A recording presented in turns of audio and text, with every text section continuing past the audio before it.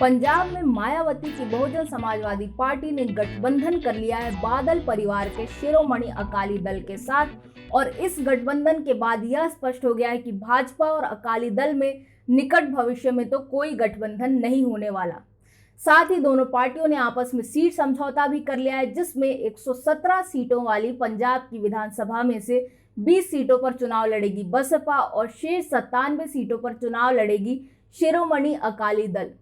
इस गठबंधन के साथ पंजाब की चुनावी राजनीति में एक नया मोड़ भी आ गया है, क्योंकि अब वहां 2022 के विधानसभा चुनाव जो होंगे वे चतुष्कोणीय होंगे, जहां पर एक ओर होगी आम आदमी पार्टी, एक तरफ कांग्रेस, एक तरफ भाजपा और एक तरफ बसपा और अकाली दल का गठबंधन। ऐसे में ऊपरी तौर पर देखने पर यह लग सकता है कि जब वोट इतनी सारी पार्टियों में बटेगा तो उसका लाभ कांग्रेस को ही मिलेगा, क्योंकि वही वहां पर अभी बहुमत प्राप्त पार्टी है और इस तरह से 2022 में कांग्रेस की सत्ता वापसी की राह आसान होगी। लेकिन वास्तविकता इससे थोड़ी अलग हो सकती है, क्योंकि जमीनी स्तर पर यदि आप जाकर देखें तो पाएंगे कि प्राय ऐसा होता है कि किसी एक पार्टी से दूसरी पार्टी को वोट ट्रांसफर भारी मात्रा में हो जाता है, जैसा कि 2017 के चुनाव में देखा गया था पंजाब में, जहां पर आम आदमी पार्टी ने दूसरी पार्टी के मतों में भारी सेंध लगाई थी और इस तरह से आम आदमी पार्टी लगभग 24% का मत प्रतिशत प्राप्त कर सकी थी। इसमें उसने सबसे ज्यादा नुकसान पहुंचाया था अकाली दल को, जिसके 9.5% वोट चले गए थे आम आदमी पार्टी के पास। ऐसे ही अन्य के 8% वोट उसे मिले और ऐसे ही दूसरी पार्टियों के थोड़े थोड़े वोट मिलाकर 23.7% का मत प्रतिशत हो गया था आम आदमी पार्टी का। लेकिन इसमें सबसे कम नुकसान वह पहुंचा सकी कांग्रेस को, सिर्फ 1.5% का, और ऐसे में 40% से इसका मत प्रतिशत 38.5% पर आ गया था। लेकिन उसके बावजूद 2/3 बहुमत के साथ कांग्रेस की सरकार बनी। ऐसे में भाजपा की स्थिति भी खराब थी, जिसे मात्र 5% वोट मिले थे और 3 सीटें ही वह जीत सकी थी। लेकिन आम आदमी पार्टी की यह लहर 2022 में भी बरकरार रहेगी या नहीं रहेगी, या कांग्रेस वापसी करेगी, या किसी और तरह के समीकरण बनेंगे, यह समझेंगे हम आज के वीडियो में। सबसे बड़ी बात जिस पर ध्यान दिया जाना चाहिए वह यह कि पंजाब में दलितों की जनसंख्या 32% है, जो कि देश में कहीं भी सबसे अधिक है। तो इसका मतलब यह होना चाहिए कि दलित वहां की चुनावी राजनीति पर भारी प्रभाव डालते हों, लेकिन वास्तविकता ऐसी नहीं है। इसका एक कारण तो यह है कि दलित आपस में कई सारी उपजातियों में बटे हुए हैं, चाहे वह मजहबी हो, बाजीगर हो, चमार, वाल्मीकि, रामदासिया, रविदासिया, इस तरह की अनेक उपजातियां हैं जो कि भौगोलिक स्तर पर भी फैली हुई हैं और साथ ही राजनीतिक स्तर पर भी वे एक पार्टी को वोट नहीं करते, हर उपजाति अलग अलग पार्टियों को वोट करती है। इस तरह से दलितों की लहर, जिसे बहुजन लहर कहा जा सकता है, वह पंजाब में अभी तक देखने को नहीं मिली है, जबकि बसपा के संस्थापक कांशीराम का जन्म पंजाब में ही हुआ था और शायद अब इस दलित लहर को भुनाने के लिए ही अकाली दल ने बसपा के साथ गठबंधन किया है। एक और कारण यह है कि दलित जो कि 32% यानी लगभग 1/3 मत जनसंख्या रखते हैं, उनकी जो खेतीहर भूमि है वह मात्र 2-3% है और पंजाब में प्राय राजनीतिक प्रभाव और खेती का संबंध होता है और इसीलिए हो सकता है दलितों का भी इस तरह का राजनीतिक प्रभाव देखने को नहीं मिला है। हालांकि 1990 के दशक में जब थोड़े समय के लिए अकाली दल और बसपा का गठबंधन हुआ था, तब यह देखा गया था कि चमार पसंद करते हैं बसपा को, क्योंकि जो बहुजन समाजवादी पार्टी के संस्थापक कांशीराम थे वे स्वयं भी चमार जाति से ही थे। लेकिन इस बात को सिद्ध करने के लिए परिणाम बाकी चुनावों में देखने को नहीं मिले और पिछले 2 विधानसभा चुनाव से बसपा एक भी सीट नहीं जीत सकी और इसका मत प्रतिशत भी 1% के आसपास ही है। ऐसे में बहुजन समाजवादी पार्टी कैसे इन दलितों के वोट को ले पाएगी, यह एक बड़ा प्रश्न है।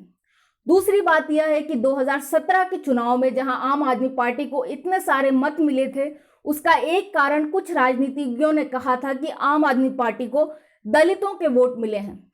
लेकिन यदि आप दलित जनसांख्यिकी को जिलों के हिसाब से बांटेंगे और जिन सीटों पर आम आदमी पार्टी जीती उसे देखेंगे तो पाएंगे कि जहां पर दलितों की जनसंख्या अधिक है वहां पर आम आदमी पार्टी नहीं जीती है, बल्कि जो दक्षिण मध्य क्षेत्र है पंजाब का, जिसे मालवा क्षेत्र के नाम से भी जाना जाता है, वहां पर आम आदमी पार्टी जीती और वहां पर दलितों की जनसंख्या राज्य के औसत जितनी है या उससे कम है। ऐसे में जो निष्कर्ष निकाला गया था कि दलितों के कारण आप जीती, वह भी एक गलत निष्कर्ष था। और दलित अभी तक किस तरह से चुनाव को प्रभावित कर रहे थे, यह भी कोई राजनीतिज्ञ शायद समझ नहीं पाया है। लेकिन आज हम समझने का प्रयास करेंगे कि 2022 में क्या हो सकता है। लेकिन पहले समझे कि दूसरी पार्टियों की संभावनाएं कितनी है। शिरोमणि अकाली दल चाहती तो है कि वह किसान आंदोलन को भुना सके, लेकिन जहां पर हरसिमरत कौर बादल ने जब शुरू में इस तरह के प्रस्ताव आए थे कृषि कानूनों में रिफॉर्म्स लाने के, तब उन्होंने इसका समर्थन किया था। और अब उनके विपक्षी इस बात को बार बार याद दिलाएंगे लोगों को कि अकाली दल भाजपा के साथ गठबंधन में थी, उसने शुरू में इन प्रस्तावों का समर्थन किया था। ऐसे में जो वोट शेयर था अकाली दल का, उसका हो सकता है उसे नुकसान पहुंचे। और शायद इसलिए अब वह चाहती है कि वह एक दूसरे वोट बैंक को प्राप्त करे, और इसलिए बसपा से गठबंधन किया गया है। लेकिन मुश्किल से 5-6 सीटों पर ही बसपा के गठबंधन का लाभ मिल सकता है अकाली दल को। ऐसा ही यदि अकाली दल आगे बढ़ती है तो हो सकता है वह आम आदमी पार्टी को जो कुछ वोट उसके 2017 में चले गए थे उन्हें वापस ले ले, और इसका परिणाम यह होगा कि आम आदमी पार्टी संकुचित हो जाएगी, उसका प्रभाव कम हो जाएगा। इस तरह से बचती है कांग्रेस। लेकिन कांग्रेस में अंतर्द्वंद चल रहे हैं, जिस तरह के रोज समाचार आते हैं वह अपने आप से ही जूझ रही है। एंटी इनकम्बेंसी जो होती है वह है ही। साथ ही कोविड महामारी में पंजाब में सबसे ज्यादा मृत्यु दर देखने को मिली है, जिसका भी दुष्प्रभाव कांग्रेस पर पड़ेगा।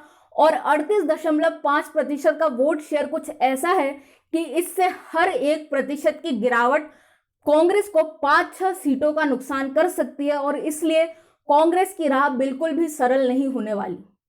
अब समझें कि यहाँ पर भाजपा के लिए क्या अवसर है। तो ध्यान देने वाली बात यह है कि अभी तक भाजपा एक सहयोगी पार्टी थी अकाली दल का, उसका पूरा पंजाब में फुटप्रिंट भी नहीं था, उसके हर जगह पार्टी ऑफिस भी नहीं है हर जिले में, और इस तरह से भाजपा एक छोटी पार्टी थी।